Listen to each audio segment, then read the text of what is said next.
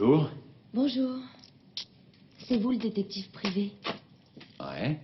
Ça se voit tant que ça.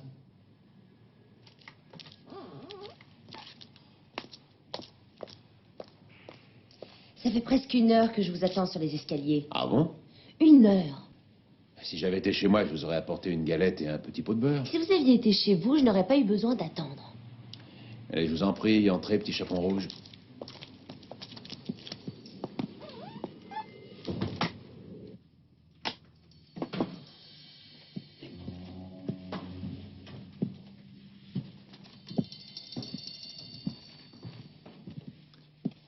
Mes parents sont divorcés depuis 12 ans.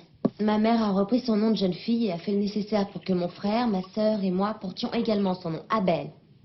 Je m'appelle Alice Abel. Nous habitons à Esberg, au Danemark. Ouais, continuez. Je viens vous voir parce que ma mère est morte il y a 15 jours. J'aimerais en informer mon père. Il faut absolument que je lui parle. Vous ne l'avez pas vu depuis combien de temps? Depuis leur divorce, ça fait 12 ans que je l'ai jamais revu. Et depuis, il ne s'est pas occupé de vous et de vos frères et sœurs? Il nous a envoyé de l'argent, le montant légal auquel il était tenu. Mais c'est tout, sinon il ne s'est jamais manifesté. Et vous n'avez pas une idée de l'endroit où il peut être? Je viens de vous dire que je ne l'ai pas vu depuis 12 ans. Vous auriez pu demander à la mairie où il habitait avant, ou bien à la police. Je pense qu'il a dû être obligé de changer d'identité. Il a dû monter une affaire, je ne sais quoi, mais il doit être en difficulté. Et depuis, à mon avis, il ne vit plus en Allemagne. Hmm. Je ne sais ce qui s'est passé exactement, mais je pense que ça remonte à 4 ans environ. Quand nous demandions à ma mère si papa avait des ennuis, elle se mettait en colère. C'est pourquoi j'ai seulement son ancienne adresse, celle de la maison où nous habitions à Francfort. Et maintenant, vous voudriez que je le retrouve? Oui, que vous découvriez où il est. J'ai apporté 2000 marks. Je veux les utiliser pour le retrouver. C'est pas très prudent qu'une jeune fille se promène avec autant de liquide sur elle. Mais je vais vous les donner, ils sont pour vous. Vous habitez où pour le moment? J'ai une chambre à l'hôtel. Et est-ce que vous savez d'où il envoyait les virements de la pension? Et c'était des virements bancaires? Oui, ça naît d'une banque de Francfort. Je suis pas sûre, mais... Comment elle s'appelle, la banque? Vous auriez le numéro du compte? Mhm. Vous pourriez téléphoner chez vous pour le Mon savoir? frère et ma sœur sont chez ma tante.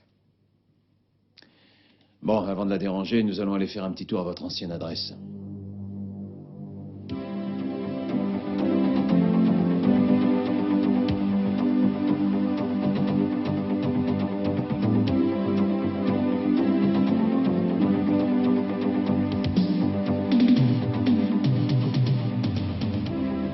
C'est là.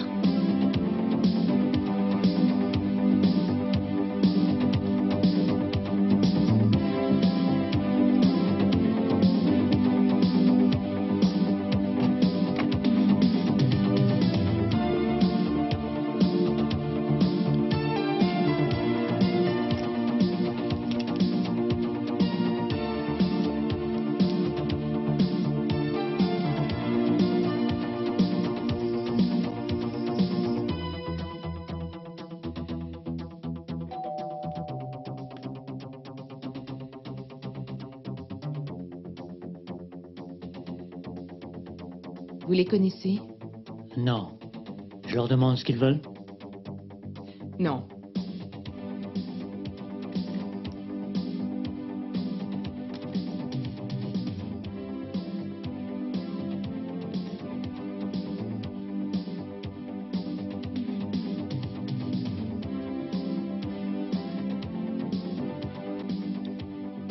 C'est pas la peine d'insister, ils ne répondent pas. Vous êtes déjà venu ici? Hier, Ils sont peut-être absents. j'ai vu entrer une grosse voiture hier, juste avant que j'appuie sur la sonnette. Il y avait bien quelqu'un et personne n'a répondu.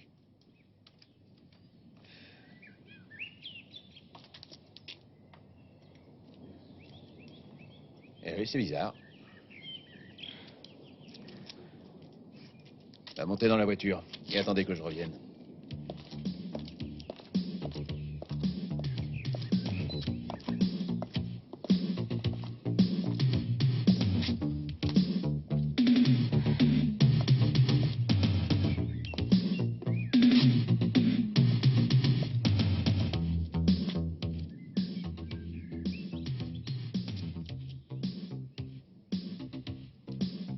Oui? Bonjour madame, je suis l'employé du gaz, je m'appelle Matula. On nous a signalé un problème au numéro 22, alors on voudrait vérifier les canalisations. Mais personne ne nous laisse entrer. Pourtant, je suis sûr qu'il doit y avoir quelqu'un en ce moment. Vous savez pas qui sont ces gens? Un instant, s'il vous plaît. J'arrive. Vous avez dit que vous êtes employé où? Au service du gaz? Oui, au service du gaz. Un instant. Je vais venir vous rejoindre. Merci.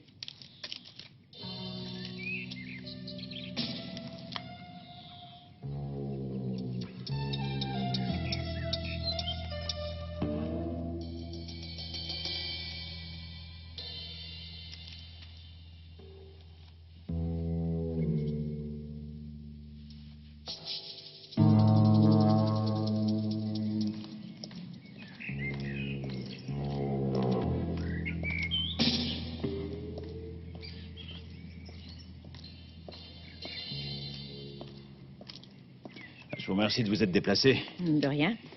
Ils ont l'air bizarres, madame, vos voisins. Oui, la dame mène une vie très retirée. Je ne la connais pas. La maison appartient à une dame? Oui, je la connais seulement de vue. Et encore, je la vois rarement. Et comment s'appelle-t-elle? Désolée, non, je ne peux pas vous renseigner. Mais c'est une étrangère. Et elle habite ici depuis longtemps? Oui, en tout cas, elle était déjà là il y a 6 ans quand nous avons emménagé. Ouais, je vois. Et les autres voisins, il n'y en a pas qui seraient plus en contact avec elle? Je n'en sais rien. Ça doit être dangereux, une fuite de gaz. Vous devriez vous adresser à la police. Ils vous viendront sûrement en aide. C'est ce que je vais être obligé de faire. Ah, bah tiens, les voilà justement. Vous allez pouvoir leur raconter votre histoire. C'est lui, monsieur l'agent. Il est soi-disant employé du gaz. Je crois plutôt qu'il est venu espionner le numéro 22. Encore un de ces terroristes. Moi, terroriste, et qu'est-ce qu'elle raconte? Vous avez votre carte d'identité? J'ai pas de carte d'identité sur moi, mais mon permis est dans ma voiture. Elle est juste au coin. Vous allez commencer par venir avec nous, nous verrons après. Mais qu'est-ce que vous voulez de moi? Venez, ne perdons pas de temps, dépêchez-vous. S'il travaille au service du gaz, comme il dit, demandez-lui donc s'il a une carte à vous montrer. Merci de votre appel, madame. Venez, s'il vous plaît. C'est pas vrai.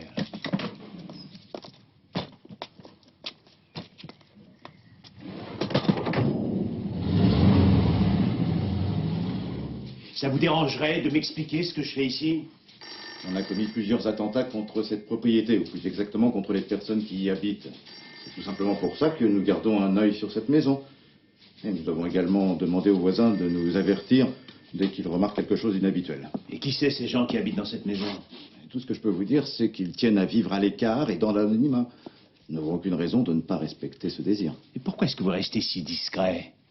Il y a des hommes politiques impliqués dans l'affaire?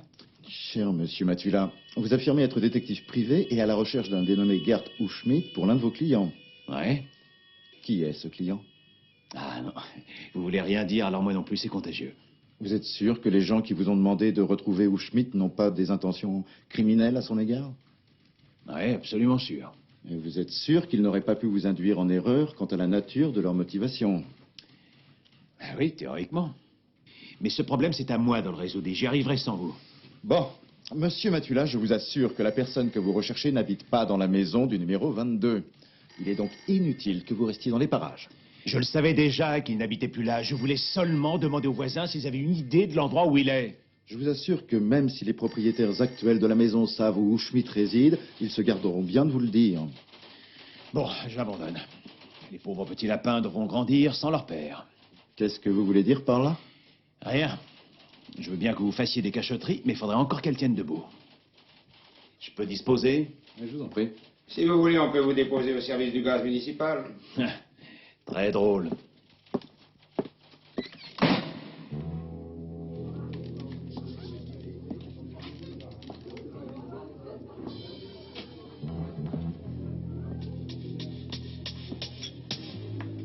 Tout le monde a le droit de ne pas répondre quand quelqu'un sonne, de laisser sa porte fermée, de ne pas mettre son nom sur la porte et de ne pas faire connaître son numéro de téléphone. Oui, oui, je l'ai appris en exerçant ce métier, je sais. On a également le droit de ne donner aucune explication. Et moi, par contre, j'ai le droit de chercher à me renseigner. C'est contradictoire, mais c'est vrai. Ce que j'aimerais comprendre, pour commencer, c'est le rôle que joue la police. La maison est surveillée. Et je suis sûr qu'ils savent qui l'occupe, mais ils ne me donnent aucun renseignement. De toute façon, toi, ce qui t'intéresse dans l'histoire, ça n'est pas tellement qui y habite maintenant, mais plutôt qui y habitait avant et où cette personne est passée. Oui, cependant, les deux sont liés. Ils ne maintiennent pas une surveillance de la maison parce qu'ils espèrent qu'un beau matin, Hufschmidt réapparaîtra à la surface. Il y a plus de 4 ans qu'il a pris la fuite à l'étranger. Je sais pas pourquoi. Qui c'est ce Hufschmidt? Le père d'Alice, je te l'avais dit pourtant, tu te souviens? Non, tu n'as pas prononcé de nom. Pas celui de Hufschmidt, en tout cas. Gerd Hufschmidt? Mais je ne savais pas que c'était lui qui était en cause. Tu le connais? Eh oui. Bah oui et non. Je ne l'ai jamais vu, mais je connais son passé d'escroc. Tu l'as défendu? Oh, il n'a pas eu besoin d'avocat, puisqu'il n'y a pas eu de procès. Il a préféré faire ses valises et partir à l'étranger. Mais comment J'ai eu l'occasion de plaider pour ses créanciers dans des procès civils qu'ils avaient intentés contre lui. Je les ai tous perdus. Il a bien assuré ses arrières. Oui. Il est rusé. Qu'est-ce qu'il avait fait? Hufschmidt construisait et vendait des maisons et des appartements de vacances. À très grande échelle.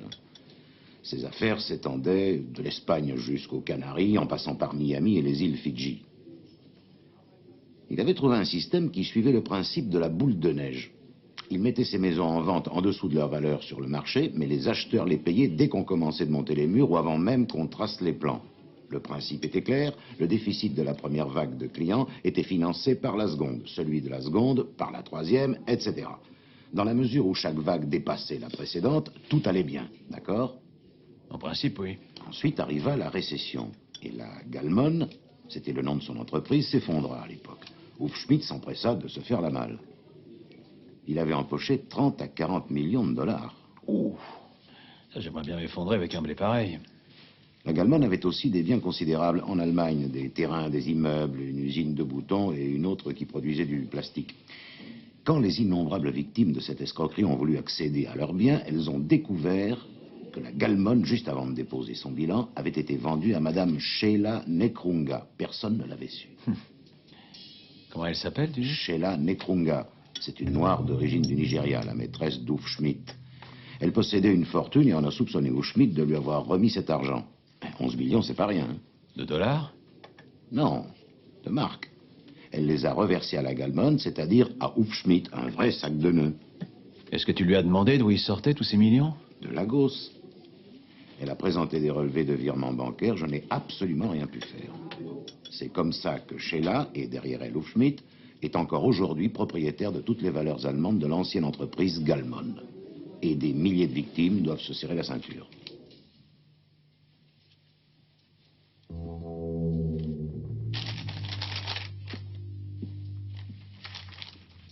Je n'irai pas. C'est la 3e fois, je n'irai pas. Il s'est moqué de moi, j'en ai assez. S'il n'est pas venu les 2 fois précédentes, c'est qu'il a dû avoir des empêchements.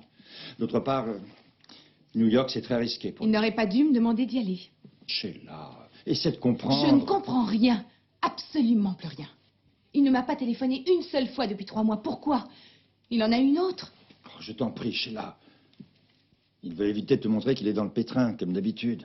Souviens-toi, quand il a eu des ennuis à Miami, il a disparu pendant plusieurs mois. Pour ensuite m'envoyer ces télégrammes. Rejoins-moi à New York. J'ai pris le premier avion, je l'ai attendu 3 jours comme une idiote et il n'est pas venu. Il s'est excusé. Oui, dans un autre télégramme. Désolé pour New York, rendez-vous à Lisbonne. J'ai encore attendu 3 jours et il n'est toujours pas venu. Il est dans le pétrin, j'en suis sûr. Il pourrait au moins me téléphoner. Qu'est-ce que c'est qu'un coup de fil? Va donc à Malte, comme il te le demande. Je refuse d'aller l'attendre à Malte. Peut-être... Peut-être qu'il lui est arrivé malheur. Et son assassin me promène à travers le monde. Dans quel but? Pour me tuer moi aussi? Il aurait pu le faire quand tu étais à Lisbonne ou à New York. Mais nous savons qu'il est en vie. Nous en avons la preuve. Sa dernière lettre est datée du 11. C'est-à-dire après tes 2 voyages. C'est à toi qu'elle est adressée. Oui. Quelle différence? S'il veut accéder aux biens qu'il possède en Allemagne, il n'a qu'à se déplacer. Tu lui transmettras ce message. Ou alors dis-moi comment est-ce que je peux le joindre? Sheila. Non, c'est mon dernier mot. Tu sais combien c'est dangereux pour lui de venir ici. Il a déjà pris le risque 2 fois. Il y arrivera une 3e fois. Tu sais bien qu'ils ont renforcé leur surveillance. Je ne sais pas et je ne veux plus rien savoir. Mais tu m'as dit que des gens étaient venus plusieurs fois. Une enfant. Et un homme. Et puis, la police.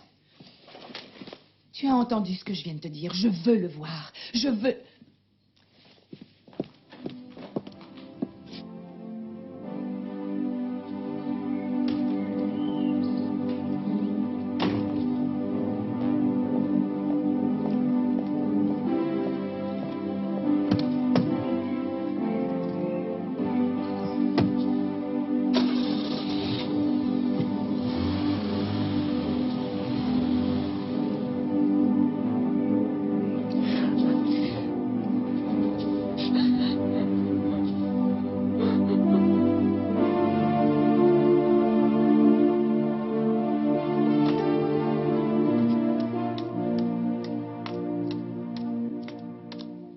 Je commence à croire que je suis condamnée à vous attendre.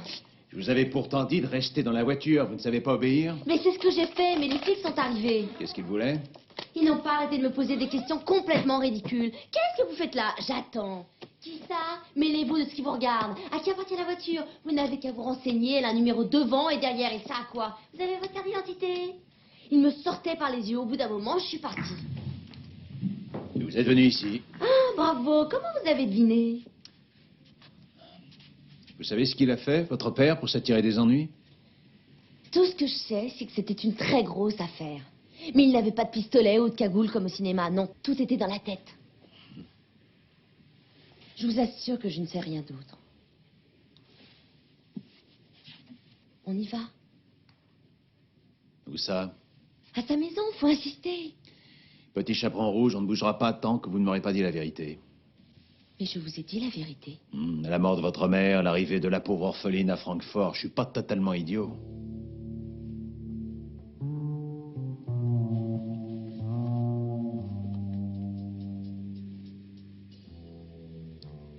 Il m'a téléphoné au Danemark. Qui ça? Mon père. Chez vous? Oui. Je vous jure que c'est vrai. Je devais venir à Francfort où il s'arrangerait pour me rencontrer. Où? Il m'a juste dit d'aller dans la maison du numéro 22 de la Schillerstrasse où vous m'avez accompagné. Et maintenant, personne ne veut ouvrir. Ils me connaissent mal, mais je vais pas me laisser faire, j'y retournerai. J'attendrai jusqu'à ce que je prenne racine. Et c'est pas les flics qui m'empêcheront de rester.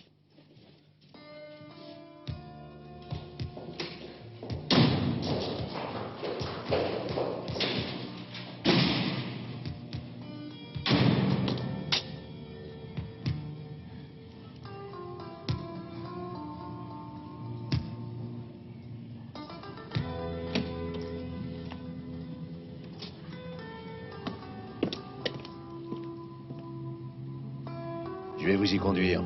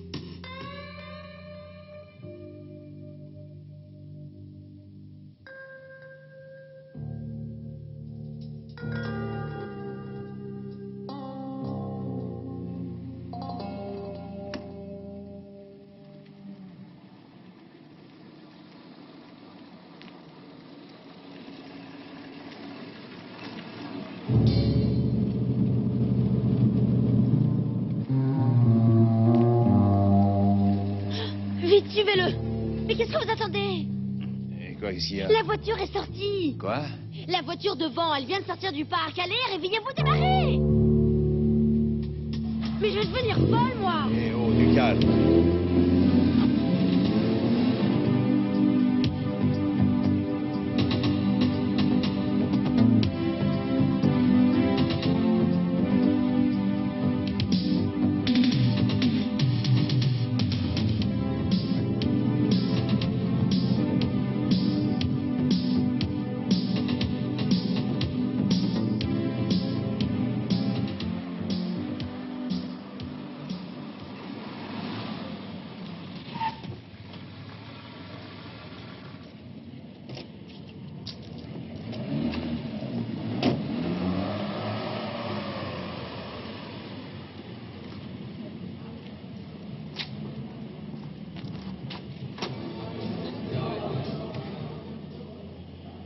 qu'est-ce qu'on fait maintenant? Rien. Non, pas question, j'en ai marre d'attendre. Les petits chaperons rouges n'ont pas le droit d'entrer.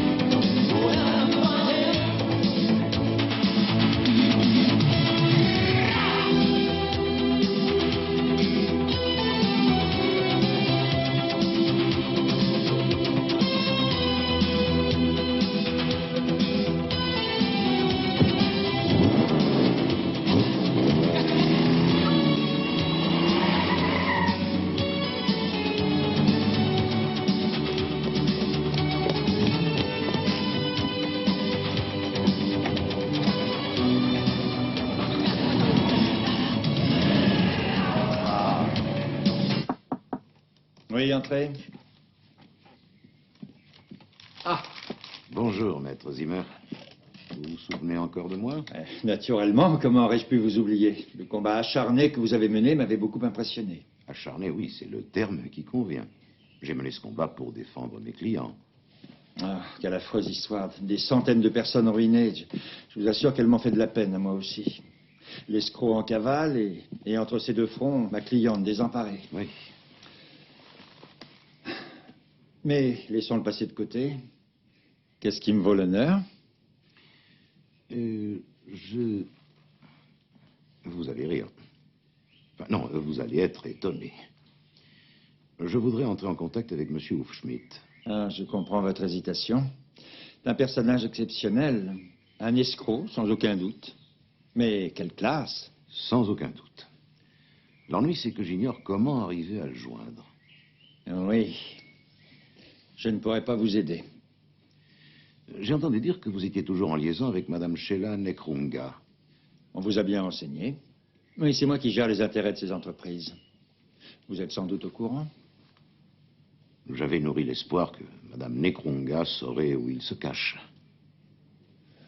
Ah, je n'en sais rien. Je ne peux rien vous dire. Comprenez-moi bien. Je ne m'attends pas à ce qu'elle me révèle l'endroit où il est. Je voudrais seulement savoir s'il lui serait possible de transmettre à M. Hufschmidt le fait que j'aimerais lui parler. Et pourquoi ne pas vous adresser à elle? J'ai essayé. Elle refuse de me parler. Même pas au téléphone. Oui. Mais ces attentats lui ont fait peur et les bouleversé. C'est pourquoi je suis venu vous demander de lui dire que j'aimerais avoir un entretien avec M. Hufschmidt. Elle voudra savoir pourquoi? J'ignore s'il est désormais complètement retiré de la vie professionnelle. Je le considère comme un génie. Je voudrais le rencontrer pour lui parler d'un projet important que je prépare avec quelques amis à moi. Là, j'avoue que vous m'étonnez. Vous, qui avez mené une lutte acharnée contre M. Hufschmidt, vous cherchez ses conseils? C'est inexact. Ce n'est pas lui que je visais. Premièrement, j'ai défendu mes clients, et je l'ai fait du mieux que j'ai pu, ce qui est tout à fait normal. Deuxièmement, ce n'est pas contre lui que ce procès est intenté, mais contre Mme Nekrunga. Et puis enfin, le verdict qui fut prononcé fait force de loi. L'affaire a été classée et la vie continue. Pourriez-vous au moins préciser la nature du projet que vous avez évoqué? Non. Donnez-moi une idée. Elle concerne le domaine dans lequel M. Hufschmidt a une grande expérience et j'ajouterai seulement que notre projet est absolument légal. Oui. Je vais transmettre votre message à Sheila. Attendez d'avoir de mes nouvelles, si j'en ai à vous donner.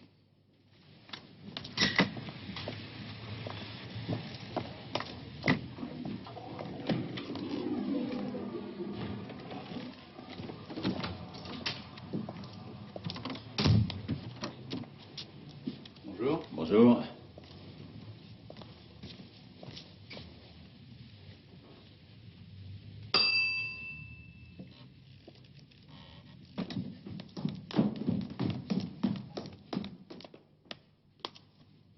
Vous désirez? Bonjour. Bonjour. Je viens voir mademoiselle Abel. Mademoiselle Abel, elle vient de s'en aller. Alice Abel? Oui. C'est bizarre, elle m'avait demandé de passer.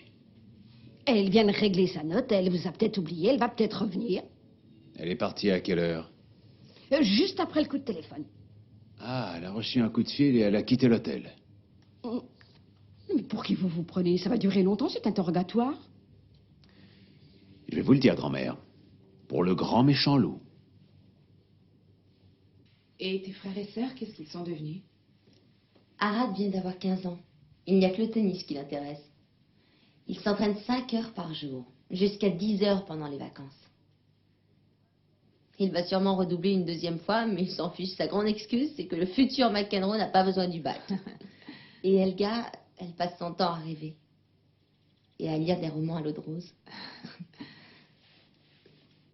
Tu te souviens de ton père? Oui, bien sûr. J'avais 6 ans quand il est parti. Et puis tout d'un coup, il t'appelle. Oui, j'en revenais pas. Tu es sûre d'avoir reconnu sa voix? Je suis sûre que c'était bien lui. Oui, je crois. Au bout de 12 ans? Oui. Et il n'a pas dit, ou au moins laissé entendre, pourquoi il tenait absolument à te voir? Non, seulement de venir dans cette maison. Il t'a dit qu'il te verrait ici? Non, pas dans la maison, c'est pas ce qu'il a dit.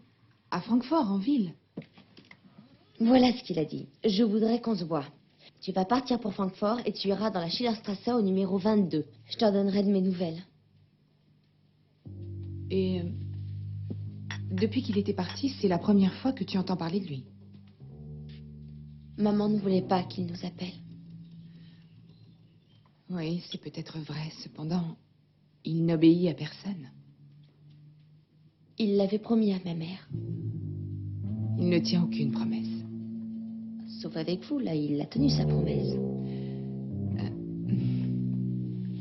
C'est ta sœur qui t'a raconté cette histoire, celle qui lit des romans à l'eau de rose? Il a quitté maman à cause de vous. Oui. Et alors, vous pouviez... Excusez-moi, ce n'est pas grave.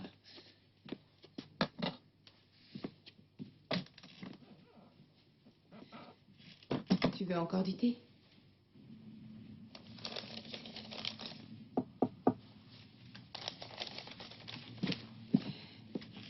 Excusez-moi, c'est Maître Zimmer pour vous. Je lui dis que vous ne receviez personne, mais il insiste. Oui, c'est vrai, Helga, mais pour Maître Zimmer, nous allons faire exception. Comment allez-vous? Je ne m'attendais pas à vous revoir si vite. J'ai une bonne nouvelle pour vous. Je bout d'impatience. Tenez. Et asseyez-vous, je vous en prie. Merci.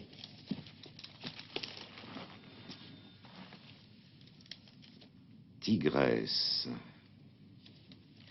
Les choses s'aggravent de jour en jour. GH et AW achèteront à un rythme et à des prix que j'ai de plus en plus de mal à suivre.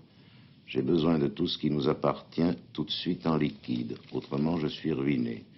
Zimmer s'occupera de toutes les formalités.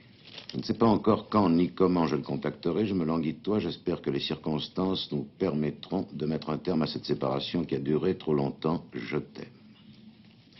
À qui cette lettre est-elle adressée? Cela ne change rien. Eh bien, c'est vous qui l'avez reçue? La police contrôle peut-être le courrier de Madame Nekronga. C'est la destinataire. Mon cher maître, l'important, me semble-t-il, c'est que je vais bientôt revoir notre ami. Je pourrai lui faire part de vos désirs. Et vous pourrez sans doute... Je pourrai sans doute. Le rencontrer quand il sera là. Où? Je l'ignore encore.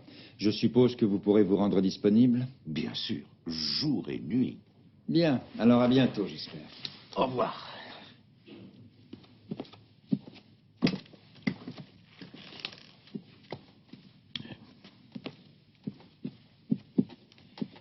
C'est qui le gentil monsieur? Maître Zimmer, l'avocat de Sheila Nekronga. Et si tu n'as rien qui presse pour l'instant, tu vas le suivre à la trace. C'est un ordre? Tout à fait. Tu me paies? Mais tout à fait. Ah, ça tombe au poil, j'ai perdu ma cliente justement. Alice? Ouais, envolée. Nous en reparlerons plus tard. Allez, dépêche-toi, rattrape-le. Rien de particulier? Je crois savoir où il est allé en sortant de chez moi. Il faudrait que tu puisses suivre la conversation. C'est peut-être un peu trop te demander, non? Réjouis-toi, ma voiture a de longues oreilles. Oh. Ciao. Ciao.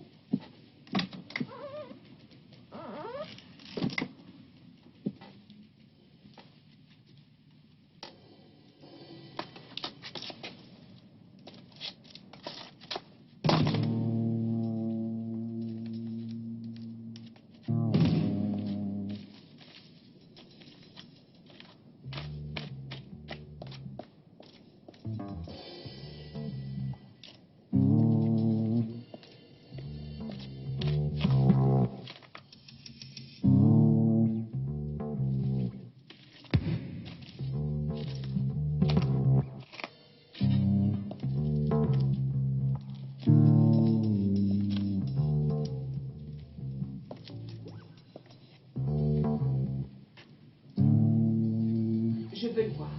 Pourquoi? Il décrit que vous serez réunis quand il aura l'argent. Dans le passé, il m'a toujours dit ce qu'il voulait. Il n'écrivait jamais. Et ce n'est pas à toi de me dicter ce que j'ai à faire. Ne me parle pas sur ce ton. Tu vas quand même pas me rendre responsable de sa conduite. Il faut que je le voie. Sinon, je ne vendrai rien. Bon, alors, rejoins-le à Malte. Il n'en est pas question. Et surtout pas avec 10 millions en liquide. Je ne vais pas trimballer ma valise pleine de billets. Bon, alors dis-lui que tu n'iras pas. Comment veux-tu que je lui dise? Bon, qu'est-ce qu'on fait alors? Ça m'est complètement égal. Je veux le voir, tu comprends? Je l'aime, j'ai besoin de lui. Il me manque, je n'en peux plus. Oh, je veux sentir ses mains, entendre sa voix et vous... Vous ne pensez qu'aux affaires comme d'habitude. Il y a des moments dans la vie où les affaires passent avant. Tu le sais très bien. Mais tout finira par s'arranger. C'est ce qu'il t'écrit. Pourquoi est-ce qu'il me repousse? Il ne vient pas me voir. Pourquoi? Et il voulait te retrouver à New York ou à Lisbonne. Il en a été empêché. Il veut l'argent, mais... Je ne sais plus très bien s'il le veut pour nous deux. Sheila... C'est complètement absurde ce qui te trotte dans la tête. Il t'aime. Il n'aura jamais d'autre femme.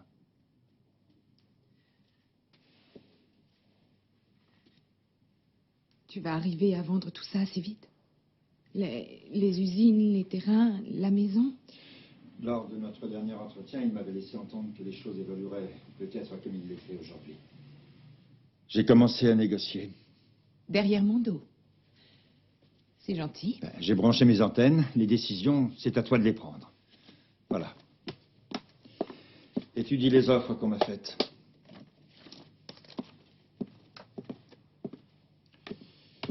Je m'avais également prié de ne pas t'affoler.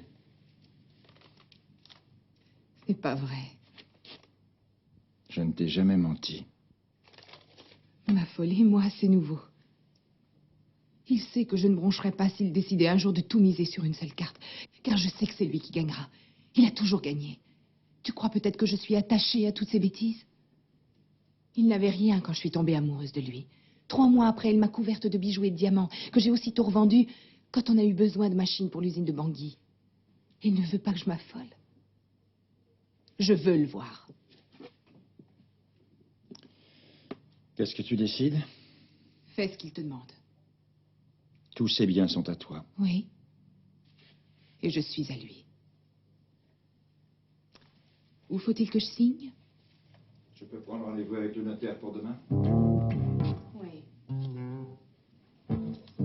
Je lui remettrai l'argent en main propre. À Francfort.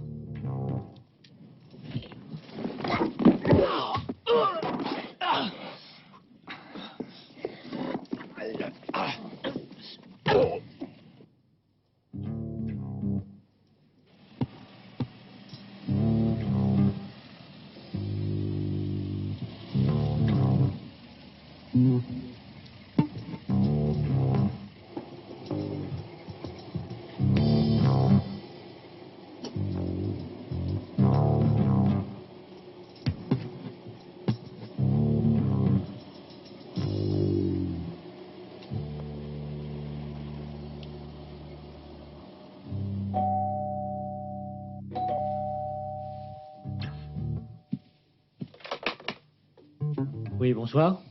Police, ouvrez s'il vous plaît. Pourquoi? Qu'est-ce qui se passe? Il y a un homme sans connaissance devant votre portail. Nous n'avons rien à voir avec lui. Nous ne sommes pas sortis ce soir. Ouvrez s'il vous plaît. Voulez-vous que j'appelle une ambulance?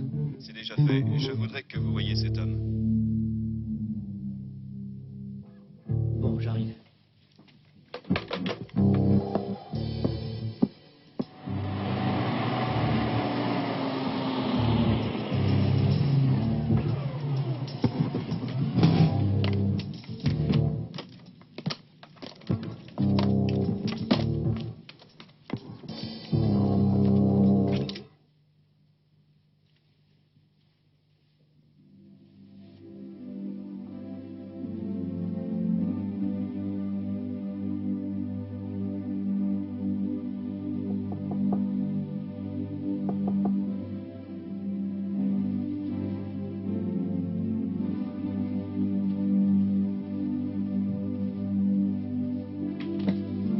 Bonjour, mademoiselle. On a apporté cette lettre pour vous. Merci. De rien.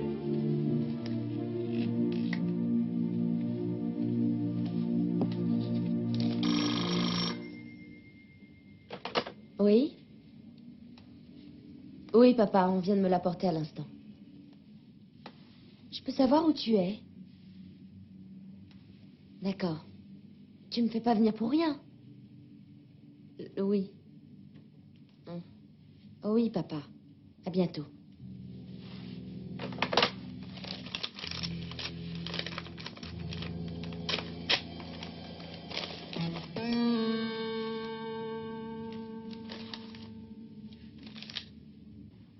L'appel est fondé sur les motifs suivants. Le préjudice a de toute évidence été causé par M. Detlef Mayer. Nous citerons les deux témoins, Furman et Berthold Orloff. Oui? C'est Monsieur Matula. Il est avec un commissaire de la brigade criminelle. Faites-les entrer. Ben, qu'est-ce qui s'est passé? Aucune idée. On dirait que tu es tombé sur la tête. Je sais pas, je me souviens plus de rien. Traumatisme? Amnésie? On dirait, oui. Mais nous nous connaissons. Effectivement. Vous êtes le commissaire Kuhn. C'est vous qui enquêtiez dans l'affaire Hufschmidt. Et j'enquête toujours, le dossier n'est pas classé. Ah, c'est ce qu'on appelle l'opiniâtreté. Et qu'est-ce qui vous amène? Monsieur Matula, on l'a trouvé sans connaissance hier soir sur un trottoir. Je vous écoute. C'est tout, j'ajouterai seulement que ce trottoir se trouve devant la maison qui appartenait à Hufschmidt. Comme c'est bizarre. Non, non, pas tellement. Monsieur Matula a déjà essayé de pénétrer dans cette propriété avant-hier. Par la force? Non. Il a appuyé sur la sonnette? Oui, effectivement. Ah bon? Vous m'avez fait peur, commissaire. J'ai cru un instant qu'il avait enfreint la loi. Si nous jouions carte sur table, maître. Vous taisez quelque chose, commissaire, alors que je ne vous cache rien. Qu'est-ce qui vous intéresse tellement, monsieur Matula et vous, dans cette propriété? Sous-entendu chez Hufschmidt. Bah, vous lancez deux accusations dans la même phrase. Nous avons de bonnes raisons de croire que Hufschmidt va venir à Francfort. Il fait l'objet d'un avis de recherche. Il ne voyagera pas avec son passeport, cela va de soi. En admettant qu'il vienne, que lui voulez-vous? Je veux seulement lui dire, ou plutôt lui rappeler qu'il a des dettes envers mes clients. Et vous pensez qu'il va les régler? Je mise sur le bon côté des gens, même si je suis obligé d'insister pour leur rappeler. Pourquoi ne me parlez-vous pas franchement? Parce que nous ne suivons pas la même voie. Vous devez mettre la main sur un escroc de longue date qui a toujours échappé au piège que vous lui avez tendu jusqu'à présent. Moi, je songe aux victimes. Si jamais je le rencontrais, je lui offrirais sa liberté s'il me promettait de payer. Nous devrions en discuter en présence de monsieur le procureur général. C'est une bonne idée, je suis prêt à le voir.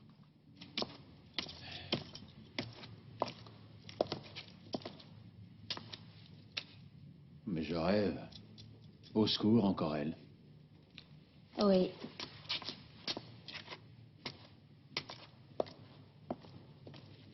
Vous devez m'en vouloir.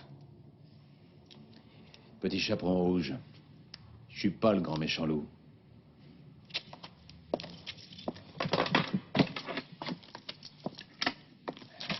Vous voulez voir quelque chose? Je vais chercher une bière.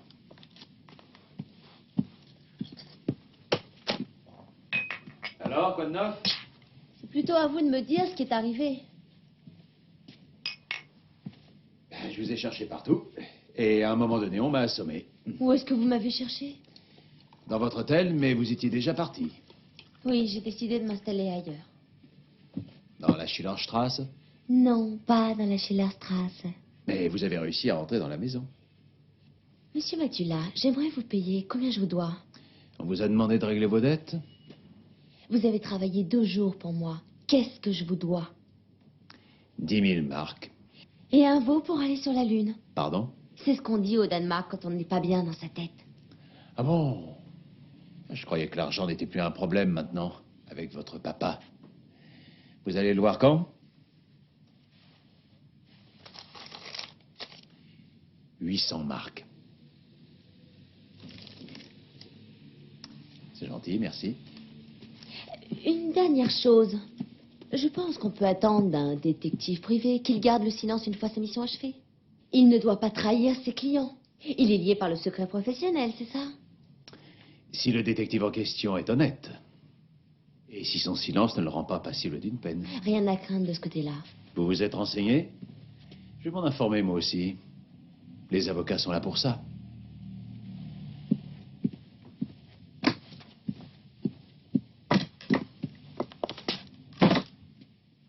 Schmidt est à Francfort. Ah, il prend de grands risques. Il aimerait vous voir. Bien. Quand? Où?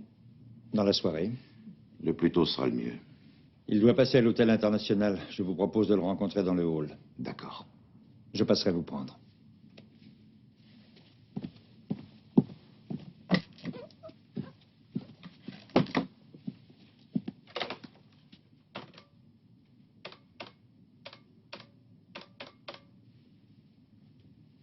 Joseph, ça y est.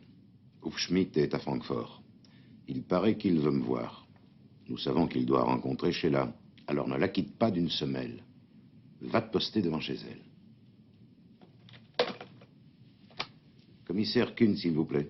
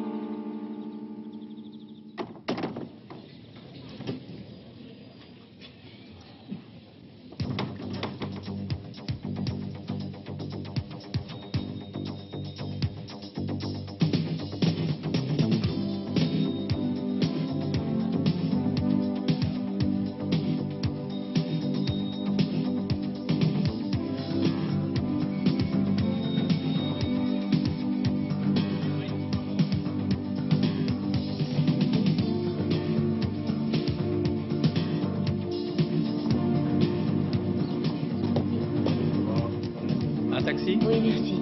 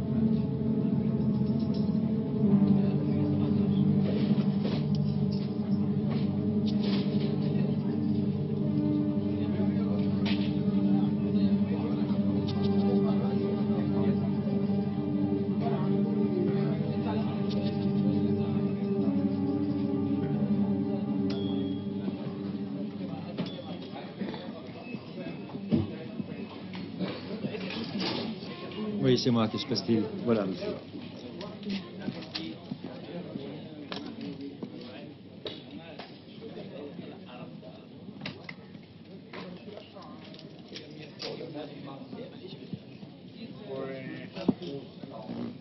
Ça me paraît logique, l'aéroport. Et pourquoi tient-il absolument à ce que nous y allions en train? Je crois que nous ne devrions pas mettre ces directives en question, mais les suivre.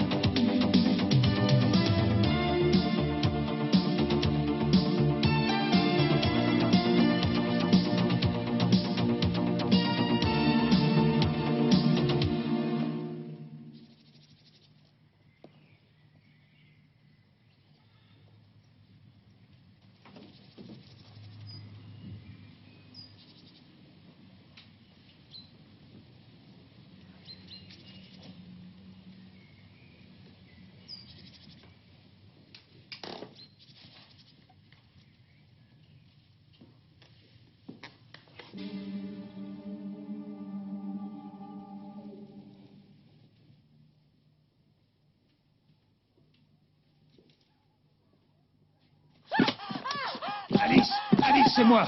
Lâchez-moi. Vous ne criez rien. C'est vous qui l'avez. Je suis arrivé ici après vous. Oui, mais alors? Je ne sais pas. Calmez-vous, restez. Je reviens.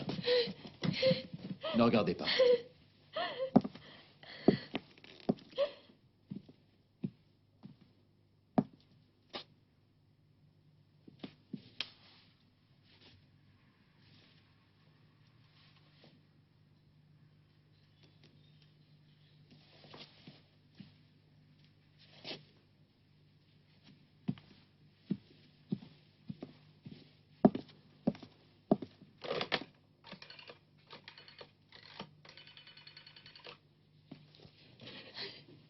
Passez-moi la brigade criminelle. C'est grand, hein, l'aéroport. Il y a les arrivées, les départs, les portes A, B, C. Comment va-t-il nous trouver? C'est sans doute pour ça qu'il nous a demandé de prendre le train. Il nous a vu arriver, il peut nous surveiller. Où peut-il bien être? Vous l'avez aperçu? On va jouer à cache-cache combien de temps? Il nous a peut-être fait suivre. Non. Non, c'est pas utile, puisqu'il devait savoir où nous irions. Alors là, je ne vous suis plus. Non. Imaginez par exemple que vous ayez une radio sur vous. N'importe quel récepteur dans un rayon de plusieurs kilomètres saurait où nous nous trouvons. Il entendrait même ce que nous disons. Et il apprendrait que ce rendez-vous est une farce qui a été montée afin de vous éloigner. Ainsi que la police qui vous a suivi. Regardez-les là-bas. On vous a éloigné de la Schillerstrasse. Hufschmidt n'avait envie de voir personne, ni vous, ni moi, et encore moins la police, évidemment. Il vient parler à Sheila, et comme elle ne sort jamais de cette tanière, c'est à lui de se déplacer. Nous allons rentrer. Pourquoi ne pas prendre un verre? Monsieur Hufschmidt nous a dit d'attendre 1 heure, et il y en a plus de 2. Un café et un double cognac. Qu'est-ce que vous prenez? Vous consommerez plus tard, nous sommes pressés. Sheila a été assassinée. Venez.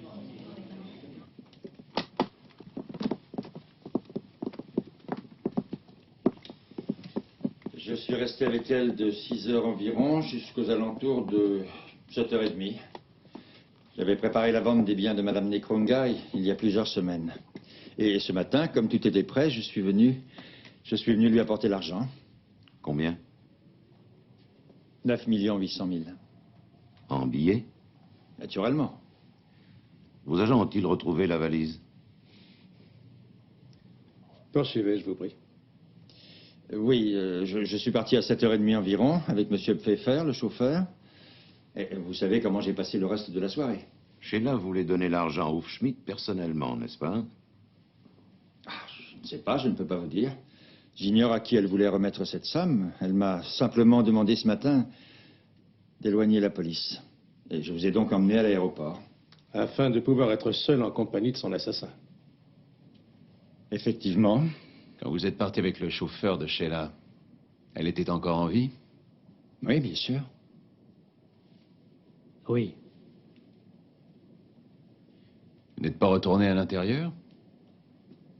Non. Et quand il est allé chercher la voiture dans le garage?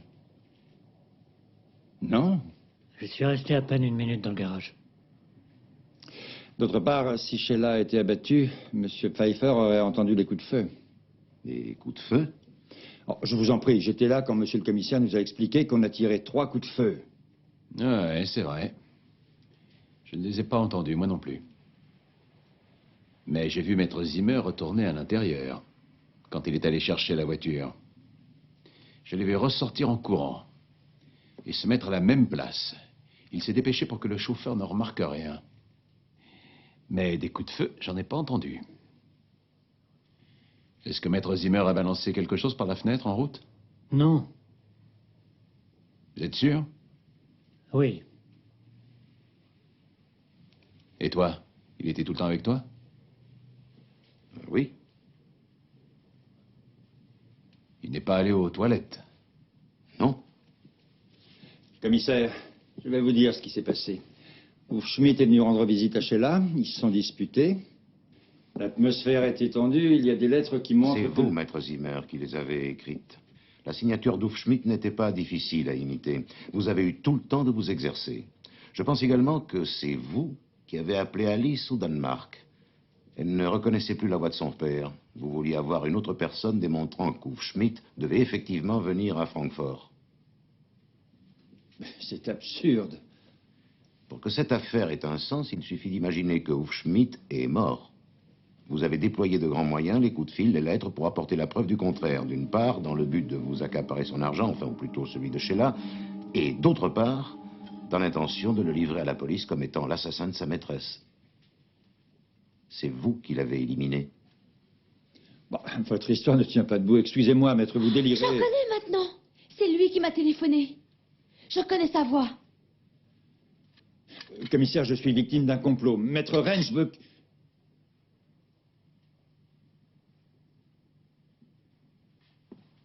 C'est bien ce que je pensais dès le départ. Il a atterri sur Sheila quand le chauffeur était dans le garage. Voilà le silencieux. C'est pour ça qu'on n'a rien entendu. Et il a tué Ouf Schmidt et ensuite Sheila. Je n'ai pas tué Ouf Schmidt, je le jure. Je devais le voir il y a 2 mois à Panama. Quand je suis arrivé à l'hôtel, je l'ai trouvé mort dans sa chambre. Vous avez donc gardé l'argent que vous lui aviez apporté. Vous avez décidé d'éliminer Sheila afin de vous accaparer du reste de sa fortune. On peut y aller?